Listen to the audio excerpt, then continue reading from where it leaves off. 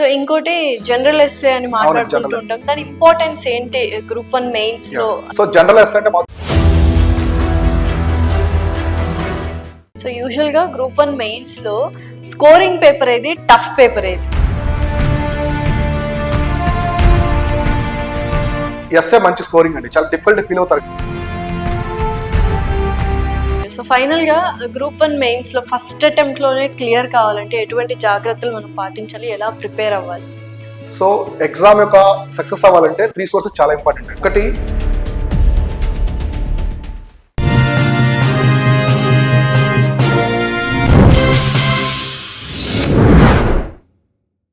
So usual గా group 1 mains లో scoring paper ఏది, టఫ్ పేపర్ ఏది? అలా ఏమైనా డిస్టింగ్విషన్? తెలంగాణ గ్రూప్ ఆంధ్ర రెండింటికి సంబంధించి. సో తెలంగాణ గ్రూప్ 1 అయితే ఎస్ఏ మంచి స్కోరింగ్ అండి, చాలా డిఫికల్ట్ ఫీల్ అవుతారు కానీ ఎస్ఏలో స్కోర్ తెచ్చుకోవడానికి ఎక్కువ ఛాన్స్ ఉంటుంది బాగా. సో ఎస్ఏ అనేది ఏంటంటే అన్ని సబ్జెక్ట్స్ లో రాయాలండి, మల్టీ సబ్జెక్టివ్ ఉండాలి, మల్టీ డైమెన్షనల్ ఉండాలి. సో ఫర్ ఎగ్జాంపుల్ ఇండియాలో ఉమెన్ ఎంపవర్మెంట్ అనేది ఏ విధంగా గ్రోత్ వచ్చిందని అడిగారు అనుకోండి, జస్ట్ ఎస్ఏ అనేది. సో దాన్ని ఏం చేయాలంటే ఎస్ఏ మ్యాటర్ రాయాలనేది చాలా మంది ఫీల్ అవుతారు, అంత మ్యాటర్ ఎలా రాయాలి. సో మినిమం 10 పేజెస్ అని రాయాలి, గ్రూప్ 1 కి 8 to 10 పేజెస్ రాయాలి. సో అంత మ్యాటర్ ఎలా అనుకుంటారు. ఇప్పుడు ఏమడిగారు క్వశ్చన్ అక్కడ, ఉమెన్ ఎంపవర్మెంట్, మహిళల సాధికారత అనేది ఏ విధంగా డెవలప్ అయింది ఇండియాలో అడిగారు. సో ఇప్పుడు ఉమెన్ ని మనం డిఫరెంట్ సెక్టార్స్ కి అటాచ్ చేసుకుంటూ చదవాలండి. పాలిటిక్స్ తీసుకున్నారు, so women chief ministers Jayalalithaa, Vasundhara Raje, Mamata Banerjee ఉన్నారు. సో ఇట్లా కంపేర్ చేసుకోవాలి. స్పేస్ తీసుకున్నారు, మనకి సునీత విలియమ్స్ ఉన్నారు, కల్పనా చావ్లా ఉన్నారు, బండి శిరీష ఉన్నారు. స్పేస్ పరంగా ఆ విధంగా రాయాలి.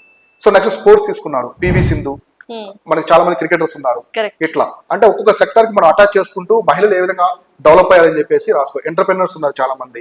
సో ఇట్లా అలా అటాచ్ చేసుకుంటూ రాసారంటే ఆన్సర్ చాలా బాగుంటుంది.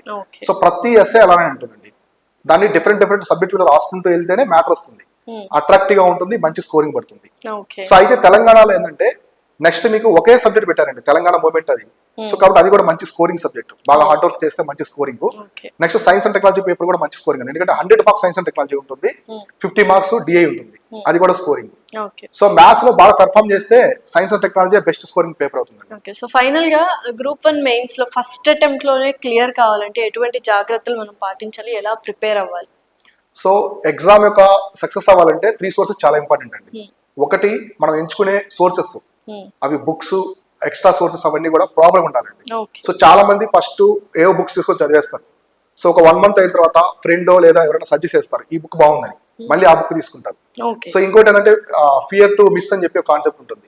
సో ఫ్రెండ్ వచ్చి ఒక క్వశ్చన్ అడుగుతాడు, చెప్పలేకపోతాం, సో భయం వచ్చేస్తుంది, అతను ఏ బుక్ చదివాడు అడుగుతాం, సో ఆ బుక్ తెచ్చుకుంటాం మళ్ళీ, అట్లా మల్టిపుల్ సోర్సెస్ అయిపోతాయి. అలా కాకుండా ఒక సబ్జెక్ట్ కి 1 or 2 బుక్స్ ఉంటాయి, 1 or 2 బుక్స్ తీసుకుని నెంబర్ ఆఫ్ టైమ్స్ రిపీట్ చేయడం వల్ల చాలా సబ్జెక్ట్ బాగా వస్తుందండి. సో కాబట్టి బుక్స్, సోర్సెస్ చాలా చాలా ఇంపార్టెంట్. సో గవర్నమెంట్ రిపోర్ట్స్ ఏమొస్తున్నాయి, సైన్స్ అండ్ టెక్నాలజీ పరంగా ఎటువంటి జరుగుతున్నాయి, ఇస్రో వెబ్సైట్ లోకి వెళ్తే మొత్తం ఉంటుంది డేటా అంతా. సో డిఫెన్స్ లోకి వెళ్దామంటే మన మినిస్ట్రీ ఆఫ్ డిఫెన్స్ కి సంబంధించి మొత్తం డేటా అంతా ఉంటుంది. సో ఇట్లా అవన్నీ చూసుకోవాలండి. సో కాబట్టి సోర్సెస్ చాలా చాలా క్రూషియల్. తర్వాత మెంటార్షిప్ అండి. సో మెంటార్షిప్ చాలా క్రూషియల్ రోల్ ప్లే చేస్తుంది. సో ఇప్పుడు కాంపిటేటివ్ ఎగ్జామ్స్ మీద చాలా అవగాహన లేదండి చాలా మందికి. ఇప్పుడు వచ్చే వాళ్ళలో 80% ఎంతో చాలా తక్కువ ఉండేది కోచింగ్కి వెళ్ళేవాళ్ళు, ఓన్ గా చదువుకునేవాళ్ళు. సో ఇప్పుడు అంతా ఎక్కువ మంది కోచింగ్ తీసుకుంటున్నారు. అంటే ఈ కాంపిటేటివ్ ఫీల్డ్ మీద అవగాహన లేదు. ఇప్పుడు పాలిటీ అంటే ఏంటి, పార్లమెంట్ అంటే ఏంటి, ఇవన్నీ అర్థం కావట్లేదు, అట్లా ఉంటుంది ప్రొసీజర్ అనేది. కాబట్టి మెంటార్షిప్ తీసుకుంటున్నారు. సో మెంటార్షిప్ చాలా క్రూషియల్ రోల్ ప్లే చేస్తుంది. సో సరైన మెంటార్ ఉండాలి, ఫోకస్ చేయాలి. సో ఇప్పుడు ఆ మెయిన్స్ మెంటార్షిప్ అనేది మేము ఇస్తామండి శివన్ కాన్సెప్ట్స్ ద్వారా. మేము ఎలా ఇస్తామంటే 0 నుంచి స్టార్ట్ చేస్తామండి. ఫస్ట్ మేము క్లాసెస్ ఇవన్నీ చెప్పమండి, అసలు మెయిన్స్ ఎగ్జామ్ అంటే ఏంటి, ఎలా ఉంటుంది అని చెప్పేసి బేసిక్స్ మొత్తం క్లాసెస్ ఇస్తాము. సో తర్వాత ఎగ్జామ్ ప్యాటర్న్ ఎలా ఉంటుంది, సిలబస్ ఎలా ఉంటుంది, అనాలిసిస్ చేస్తాము. సో మొత్తం అదంతా కంప్లీట్ అయిన తర్వాత సబ్జెక్టులకు తీసుకొస్తాం. సబ్జెక్ట్ ఎలా చదవాలి, నోట్ మేకింగ్ ఎలా చేసుకోవాలి, ఆ 2 చెప్తాము. సో నోట్ మేకింగ్ కి ఎక్స్ట్రా సోర్సెస్ అనేవి ఎలా యాడ్ చేసుకోవాలి, కరెంట్ అఫైర్స్. సో మొత్తం ఒక ఆన్సర్ చేసుకునేది రెడీ చేస్తాము. తర్వాత డైరెక్ట్ గా టెస్ట్లు పెడతాము. సో టెస్ట్లు రాయడం వల్ల తెలుస్తుంది ఎలా అవుతుంది అని చెప్పేసి. సో ఇట్లా మెంటార్షిప్ అనేది చాలా క్రూషియల్ ప్లే చేస్తుంది. సో స్టూడెంట్ యొక్క ప్రోగ్రెస్ చెక్ చేయాలి. సో ఫస్ట్ మేము 2022లో పర్సనల్ గైడెన్స్ ఒక కాన్సెప్ట్ ఇచ్చామండి. సో మాది బాగా ఫేమస్ అయింది తెలంగాణ స్టేట్ లో పర్సనల్ గైడెన్స్ అని. ఆ కాన్సెప్ట్ ఇంతవరకు ఎవరు తీసుకురాలేదు. పర్సనల్ గైడెన్స్ అంటే డైరెక్ట్ గా మన స్టూడెంట్స్ కాల్స్ ద్వారా ఇంటరాక్ట్ అవడం. సో ఆన్లైన్ కాల్స్ ద్వారా ఇంటరాక్ట్ అయ్యి వీక్లీ ప్రైస్ కాల్ తీసుకుంటాము, 20 minutes తీసుకుని ఇంటరాక్ట్ అయ్యి నీట్ గా ఎక్స్ప్లెయిన్ చేస్తాము. వాళ్ళ యొక్క ప్రోగ్రెస్ ని మనం గ్రూప్ లో కాకుండా గ్రూప్ లో ఎవరిని ఇంక్లూడ్ చేయమండి, పర్సనల్ గా గైడెన్స్ ఉంటుంది. సో వాళ్ళ యొక్క ప్రోగ్రెస్ చెక్ చేయడము, సో వాళ్ళు మళ్ళీ ఆన్సర్స్ రాసి పంపిస్తూ ఉంటారు, అవన్నీ చూడటము, ఇట్లా పర్సనల్ గైడెన్స్ ఉంటుంది. దాని ద్వారా ఏంటంటే మనకి స్టూడెంట్స్ ఎక్కడెక్కడ వీక్ గా ఉన్నారు పర్ఫెక్ట్ గా తెలిసిపోతుందండి మొత్తం ఎలా తీసుకొచ్చాం. చాలా ఫేమస్ అయింది. సో ప్రిలిమ్స్ లో ఆల్మోస్ట్ ఫస్ట్ జరిగిన దాంట్లో 83% పాస్ పర్సెంటేజ్ వచ్చింది మాకు. ఓకే. చాలా మంది క్వాలిఫై అయ్యారు. అక్కడ ఏంటంటే ఆ పర్సనల్ గైడెన్స్ ఒక కాన్సెప్ట్ తెచ్చామండి మేము, హై ప్రయారిటీ టాపిక్స్ అనే కాన్సెప్ట్ తెచ్చాం. సో హై ప్రయారిటీ టాపిక్స్ అంటే ఇది ఎలా చేసామంటే మేము యూపీఎస్సీ ఒక 10 to 15 years పేపర్స్ తీసుకున్నాం. సో నెక్స్ట్ ఆంధ్రప్రదేశ్, ఇంతకు తెలంగాణ అంతా కలిసి ఉంది కాబట్టి ఏపీఎస్సీ సంబంధించిన ఒక 10 years పేపర్స్ తీసుకున్నాము. సో చుట్టుపక్కల జరిగినటువంటి సెంట్రల్ ఎగ్జామ్స్, స్టేట్ జరిగినటువంటి, ఇప్పుడు రీసెంట్ ఉత్తరాఖండ్ జరిగింది, సో బీహార్ జరిగింది, ఆ పేపర్స్ అన్ని తీసుకొని మొత్తం కంపేర్ చేసాం. సో కంపేర్ చేసి అన్ని రాసాం నీట్ గా. సో ఫర్ ఎగ్జాంపుల్ ఒక టాపిక్ తీసుకున్నప్పుడు, సో ఇప్పుడు బుద్ధిజం అనే ఒక టాపిక్ తీసుకున్నప్పుడు, సో బుద్ధిజం అనగానే ఎగ్జామ్ మనకి ఫస్ట్ ఎక్కడి నుంచి క్వశ్చన్స్ ఇవ్వాలని అనిపిస్తుంది. సో అటువంటి నీట్ గా తీసామండి. అవన్నీ చాలా సక్సెస్ రేట్ వచ్చింది వాటి వల్ల. సో చాలా మంది ఎన్రోల్ అయ్యారు దానికి. సో ఎగ్జామ్స్ బాగా రాశారు, మన ఫిలిమ్స్ కూడా బాగా రాశారు. ఓకే, మీరు చాలా మందిని ట్రైన్ చేశారు స్టూడెంట్స్ ని, అండ్ చాలా మందిని చూసారు. కొంతమంది పాస్ అయి ఉంటారు, కొంతమంది ఫెయిల్ అయి ఉంటారు. సో ఏం డిఫరెన్సెస్ చూసారు పాస్ అయిన స్టూడెంట్స్ కి, ఫెయిల్ అయిన స్టూడెంట్స్ కి? ఎటువంటి మిస్టేక్స్ వాళ్ళు మీ దగ్గరకు వచ్చేసారు, నేను ఈ మిస్టేక్ చేశాను అని చెప్తుంటారు, లేదు సార్ నేను ఇలా చదివాను అందుకే పాస్ అయ్యాను. సో అవి ఏమైనా చెప్తే వ్యూయర్స్ అంటే స్టూడెంట్స్ చూసే వాళ్ళకి చాలా మంచి సజెషన్ అవుతుంది. ఇక్కడ ఏంటంటే అండి, ప్రిపరేషన్ లో ఒక మిస్టేక్ ఉంటుంది, ఎగ్జామ్ రాసేటప్పుడు ఒక మిస్టేక్ ఉంటుంది అండి. సో ప్రిపరేషన్ లో ఎందుకు మిస్ అవుతుంది అంటే కన్సిస్టెన్సీ. సో ఫస్ట్ డే చాలా ఎనర్జీగా ఉంటారు, మార్నింగ్ అంతా న్యూస్ పేపర్ చదివేస్తారు, బుక్స్ చదివేస్తారు, స్ట్రాటజీ కరెక్ట్ గా వెళ్తుంది. 21st డే 25th డే ఆవిధంగా ఉంటదండి. సో డల్ అయిపోతారు, న్యూస్ పేపర్ బోరింగ్ తగ్గిపోతుంది. కన్సిస్టెన్సీ ఒకటేనండి కీ టు సక్సెస్. ప్రాపర్ గా మీరు ఫస్ట్ డే ఎలా స్టార్ట్ చేస్తారో చివరి వరకు అదే ఎనర్జీతో వెళ్ళాలి, డిసిప్లైన్ గా. ఇక్కడ నేను 3C అనే ఫార్ములా ఉంటుంది, మా స్టూడెంట్ రెస్పాండ్ చేస్తాను. 3Cs అంటే ఫస్ట్ మనకి కాన్ఫిడెన్స్ ఉండాలండి మన మీద. సో నేను విలేజ్ బ్యాక్గ్రౌండ్ నుంచి వచ్చాను, నేను కోచింగ్ తీసుకోలేదు, సో మాది రిచ్ బ్యాక్గ్రౌండ్ కాదు, మా ఇంట్లో పేరెంట్స్ ఫార్మర్స్, ఆ కాన్సెప్ట్ అవన్నీ వదిలేసేయాలండి. ఎవరైనా కాంపిటేటివ్ ఎగ్జామ్ లో ఫస్ట్ 0 నుంచే స్టార్ట్ చేస్తారు. ఫస్ట్ మీ మీద నమ్మకం ఉండాలి స్టూడెంట్ కి నమ్మకం తర్వాత కాన్ఫిడెన్స్ నుంచి మీకు కమిట్మెంట్ వస్తుందండి. మనల్ని ఎప్పుడైతే మనం నమ్ముకుంటామో మన మీద మన కమిటెడ్ పట్టుదలతో ఉంటాం. సో దాని ద్వారా మనకి కంపోజర్ వస్తుంది. కంపోజర్ అంటే ప్రిపరేషన్ అంతా ఒక ప్రాపర్ మేనర్ లో వస్తుంది. సో నోట్ మేకింగ్ చేసుకోవడం ఇంట్రెస్ట్ వస్తుంది అన్నిటి మీద, కొత్త విషయాలు నేర్చుకోవడం, ఇవన్నీ కూడా. ఆ 3Cs వల్ల మనం బాగా సక్సెస్ అవుతాం. సో ఇంకో 3Fs ఉంటాయండి, దాని వల్ల బాగా సఫర్ అయిపోతారు ఆస్పిరెంట్స్. సఫర్ అవుతారు. 3Fs ఏంటంటే ఫస్ట్ వచ్చేసి ఫ్రెండ్స్ అండి. సో మనం చదువుకున్నప్పుడు గ్రాడ్యుయేషన్ ఇక్కడ అంతా చాలా మంది ఫ్రెండ్స్ ఉంటారు. సో అవన్నీ కొంచెం తగ్గించాలండి, బాగా ఫ్రెండ్స్ ని బాగా లిమిట్ చేసుకోవాలి. కొంచెం ఈ ప్రిపరేషన్ కి వెళ్ళినప్పుడు తప్పదండి, వాళ్ళని తిట్టుకుంటారు ఫ్రెండ్స్ అందరూ, కానీ తప్పదు, సాక్రిఫైస్ చేయాలి ఫ్రెండ్స్ ని. సో నెక్స్ట్ ఫెస్టివల్స్ అండి. సో ఇంత ముందు ఫెస్టివల్స్ అంత ఇంపార్టెన్స్ ఇవ్వకూడదు. సో ఫెస్టివల్ అంటే మనకి ర్యాంక్ వచ్చిన తర్వాత ఫెస్టివల్ ఉంటుందండి. సో కాబట్టి ఫెస్టివల్స్ ఎక్కువ సెలబ్రేట్ చేయకుండా టైం అనేది బాగా సేవ్ చేసుకోవాలి. ఇంకోటి family emotions. So family homesick గా ఉన్నాడు, ఎక్కువ మా మమ్మీని చూడాలి, మా ఫాదర్ని చూడాలి, ఇంటికి వెళ్ళాలి, అటువంటి ఎక్కువ పెట్టుకోకూడదండి.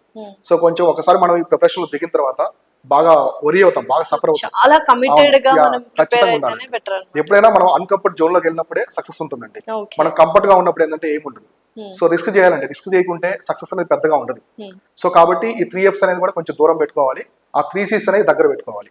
సో నెక్స్ట్ ఎగ్జామ్ లో ఎందుకు మిస్ అవుతుందంటే క్లారిటీ అండి. సో క్లారిటీ మిస్ అయిపోతుంది. సో ఇక్కడ మామూలుగా మనం ప్రిపరేషన్ చదివేటప్పుడు హార్ట్ బీట్ 80 ఉంటుందండి, ఎగ్జామ్ లో 120, 130 ఉంటుంది. సో అక్కడ ఎగ్జామ్ ప్రెషర్ ఎక్కువగా ఉంటుంది, టైం అయిపోతుంది. సో 3 hours అనేది కళ్ళు మూసుకలు తెలిసి అయిపోతుంది. సో అలా అనిపిస్తుంది కాబట్టి సో ఆ టైం లేదంటే క్లారిటీ మిస్ అయిపోతాం. సో క్వశ్చన్స్ మనకు తెలిసినే ఉంటాయి, కానీ ఆన్సర్ అనేది క్లారిటీ మిస్ అయిపోతాం. ఆ క్లారిటీ మిస్ అవ్వకుండా ఉండడం కోసమే మనం మోక్ టెస్ట్ కండక్ట్ చేస్తాం. సో మోక్ టెస్ట్ ఇప్పుడు మేము కండక్ట్ చేసే మోక్ టెస్ట్లలో, సో ఫస్ట్ నుంచి నేను చెప్తాను అందరికి, నేను కండక్ట్ చేసే మోక్ టెస్ట్ నుంచి ఇన్ని క్వశ్చన్స్ వస్తాయని నేను ఎప్పుడు చెప్పను. రావచ్చు, రాకపోవచ్చు, కానీ ఎలాంటి క్వశ్చన్ వచ్చినా కూడా మీరు దాన్ని ఓవర్కమ్ చేసే విధంగా నేను మీకు ఎబిలిటీ క్రియేట్ చేస్తాను.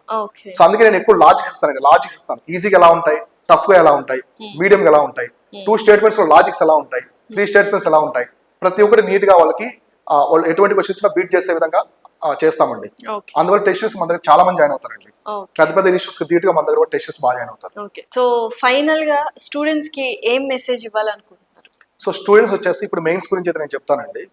సో మెయిన్స్ ఏంటంటే ఖచ్చితంగా మీరు తొందరపడి మీరు వచ్చే సెకండ్ అక్కడ టెస్ట్ సిరీస్ కావచ్చు, మెంటర్షిప్స్ అనేది తీసుకోవడం అనేది ఆలోచించాను. ఒక 2 days ఆలోచించి రిజల్ట్స్ వచ్చిన తర్వాత సో ప్రాపర్ గా మీకు ఎక్కడ మంచిగా అనిపించింది, డెమోస్ ఉంటాయి, ప్రతి ఒక్క దగ్గర డెమోస్ ఉంటాయి, వాళ్ళు ఇచ్చినట్టు మోడల్స్ అవన్నీ కూడా ప్రొవైడ్ చేస్తారు. సో అవన్నీ చూసి మీకు ఎక్కడ ప్రాపర్ గా అనిపించిందో అక్కడ జాయిన్ అవ్వండి. సో పలానా ఇన్స్టిట్యూట్ ఫ్రెండ్ చెప్పాడు, సో వాళ్ళ సజెషన్స్ కాకుండా మీరు డెమోస్ అవన్నీ చూసి జాయిన్ అవ్వండి.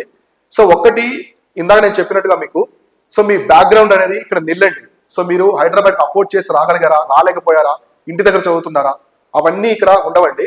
తర్వాత మీ గ్రాడ్యుయేషన్ ఎన్ని మార్క్స్ వచ్చాయి, మీ స్కూలింగ్ ఎలా ఉంది, మీరు ఫెయిల్ అయ్యారా, పాస్ అయ్యారా, అవన్నీ కూడా ఇక్కడ ఏం ఇంపాక్ట్ ఉండదు.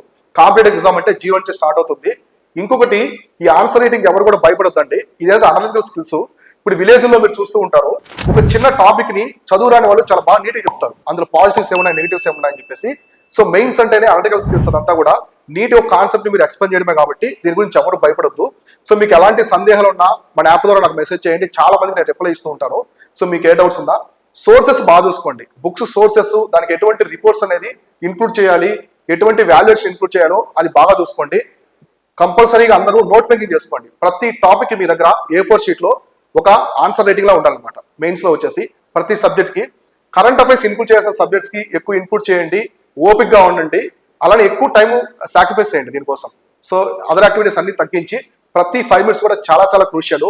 ఎస్పెషల్లీ తెలంగాణ ఆస్పిరెంట్ నేను చెప్పేది 563 పోస్టులు ఉన్నాయి. It's a golden opportunity. ఇంత పెద్ద నోటిఫికేషన్ ఇక రాదు. సో కాబట్టి ప్రతి ఒక్కరు మంచి ఎఫర్ట్ పెట్టండి, అందరూ కూడా మంచి మంచి సర్వీసులు ఉండడానికి ఆస్కారం అయితే ఉంటుంది కాబట్టి. సో మీరు అందరూ చేయాల్సింది సోర్సెస్, మెంటర్షిప్ మంచిగా తీసుకోండి, టెస్ట్ సిరీస్ స్టార్ట్ చేయండి. టెస్ట్ సిరీస్ అనేది లాస్ట్ 1 month కాకుండా ఇప్పటి నుంచే మొదలు పెట్టండి. టెస్ట్ సిరీస్ అనేది ఆల్రెడీ మొదలైపోయిందండి, ఎందుకంటే మీరు ఫిలిమ్స్ రిలీజ్ వచ్చిన తర్వాత టెస్ట్ సిరీస్ స్టార్ట్ చేయాలి. ఒకవేళ మీ ప్రిపరేషన్ అనేది నాది సరిగా వెళ్ళట్లేదు అనుకుంటే టెస్ట్ సిరీస్ జాయిన్ అయిపోండి. ఆ టెస్ట్ సిరీస్ ఒక షెడ్యూల్ ప్రకారం మీరు వెళ్ళిపోతూ ఉండండి. సో చివరిగా నేను మీకు చెప్పేది, ఎగ్జామ్ లో చాలా ప్రెజర్ ఉంటుందండి. ఆన్సర్ రైటింగ్ రాయాలంటే 3 hours కంటిన్యూస్ గా క్వశ్చన్స్ అనేది రాయాలి కాబట్టి దానికి సంబంధించి చూసుకోవాలి. ఎగ్జామ్ రాసే ముందు ఇన్స్ట్రక్షన్స్ అవుతారు కదా, దాని తర్వాత 5 to 10 minutes వర్కౌట్ చేయండి నీట్ గా. సో ఏ క్వశ్చన్స్ ముందు పిక్ చేసుకోవాలి, మీకు బాగా వచ్చిన క్వశ్చన్స్ మాత్రమే రాయండి. సో చాలా మంది 1 నుంచి 15 వరకు ఆర్డర్లో రాస్తే ఎగ్జామ్ ఇంప్రెస్ అవుతాడు, మనకి మార్క్స్ బాగా వస్తాయని చెప్పి చాలా మంది చెప్తూ ఉంటారు. ఇట్స్ ఏ చాలా మిత్ అండి, అది చాలా లాస్ అయిపోతారు. సో కాబట్టి మీకు 15th క్వశ్చన్ బాగా వస్తే 15th రాయండి. First impression is the best impression అంటారు. సో కాబట్టి మీరు రాసే క్వశ్చన్స్ అనేవి ఆర్డర్ ప్రకారం ఎంచుకోండి. ఎక్సలెంట్ గా మీరు రాసే క్వశ్చన్స్ ఫస్ట్ రాయాలి, గుడ్ గా ఉండే సెకండ్ కేటగిరీలో ఉండాలి, కొంచెం యావరేజ్ గా ఉండి చివరిలో రాయాలి. ఇలా రాస్తే ఖచ్చితంగా సక్సెస్ అవుతారు కాబట్టి. సో అందరికి కూడా ఆల్ ది బెస్ట్. సో యూజువల్గా ఎటువంటి కాంపిటేటివ్ ఎగ్జామ్స్కి, గవర్నమెంట్ జాబ్స్ వచ్చే ఎగ్జామ్స్కి ఇన్ని గంటలు చదవాలి అని ఉంటుంది. సో రోజుకి ఎన్ని గంటలు కన్సిస్టెంట్గా చదవాలి? సో ఇదేంటంటే అండి, చాలా మంది ఎక్కువ వర్స్ చదివితే బాగా చదువుతాం అనుకుంటారు. సో దీనికి ఒక పాలసీ చెప్తానండి, 70:30 పాలసీ. సో మెయిన్స్ కి అంటే 70% ముందు చదవండి, సబ్జెక్ట్స్ అన్ని చదవండి డేలో, 30% వచ్చేసి రిటర్న్ వరకు పెట్టుకోండి. సో మెయిన్స్ అంటే ఎక్కువ రాయాలండి, 3 hours కంటిన్యూస్ గా రాయాలి నాన్ స్టాప్ గా. కాబట్టి రిటర్న్ వరకు ప్రతిరోజు మన టైంలో 30% టైం ఉండాలి. సో చదువు ఎన్ని అవర్స్ చదవాలి? ఇప్పుడు ఫుల్ టైం చదివే వాళ్ళు ఉంటారండి, వాళ్ళు డైలీ 10 to 12 hours అవుతారు. ఎంప్లాయీస్ ఉంటారు, వాళ్ళకి 4 hours కూడా టైం ఉండదండి. సో మెయిన్స్ ఎగ్జామ్ అనేది చాలా పెద్ద ఎగ్జామ్, లాస్ట్ స్టెప్, ఇది ఒక్క స్టెప్ దాటుకుంటే సర్వీస్ లో పడిపోతారు. సో నేను చాలా మందికి ఏం చెప్తానంటే, మీకు వీలైతే హాలిడేస్ తీసుకోండి లాస్ట్ 1 month అలా. సో ఫుల్ టైం ఫోకస్ చేయాలండి మెయిన్స్ కి. సో తక్కువ 3 hours 4 hours అయితే అవ్వదండి. సో మినిమం 8 to 10 hours మంచి ఎఫిషియన్సీ ఇవ్వాలి, బాగుండాలి. సో ఎంప్లాయీస్ ఉంటే ఖచ్చితంగా కొంచెం హాలిడేస్ తీసుకోవడం బెస్ట్ అండి. హాలిడేస్ తీసుకొని లాస్ట్ 1 month అయినా క్రూషియల్ ప్లే చేస్తే వస్తుందండి. సో ఇది మ్యాటర్ ఆఫ్ స్కిల్స్ అండి, అంతే, ఆన్సర్ రైటింగ్ స్కిల్స్ అంతే. అది బై బాండ్ ఎవరికి ఉండదండి, ప్రాక్టీస్ చేసే కొద్దీ ఆన్సర్ రైటింగ్ స్కిల్స్ వస్తాయి కాబట్టి మీరు ఎంత గ్రాస్పింగ్ చేసుకుంటున్నారు. సో కొందరు 4 hours చదివినా కూడా సరిగా చదవలేరు, కొందరు 2 hours చదివేస్తారు అంతా కూడా. సో కాబట్టి ఆ క్లారిటీ అనేది మిస్ అవ్వకుండా కన్సిస్టెన్సీగా చదువుకుంటే సో 8 to 10 hours అనేది ప్రాపర్ గా ఉంటుందండి, చాలా మంచిగా ఉంటుంది. Thank you so much. నమస్తే. Thank you.